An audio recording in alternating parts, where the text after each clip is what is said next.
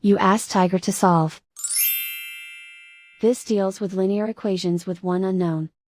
The final result is t equals 15. Let's solve it step by step. Simplify the expression. Expand the parentheses. Simplify the arithmetic.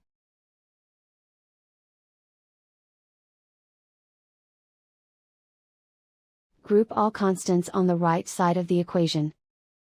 Subtract 67 from both sides.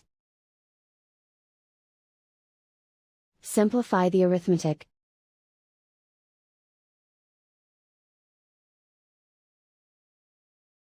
Isolate the t.